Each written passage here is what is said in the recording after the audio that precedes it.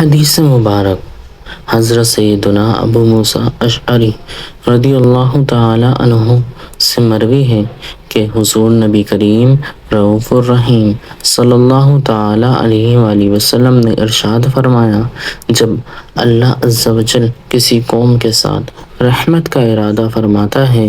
تو اس قوم کے نبی کو ان سے پہلے وفات دیتا ہے اور نبی کو اس قوم کے لیے پیش رو بنا دیتا ہے،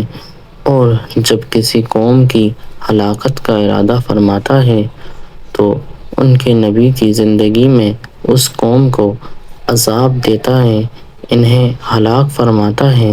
نبی حیات ہوتے ہیں اور ان کی ہلاکت دیکھ رہے ہوتے ہیں، تو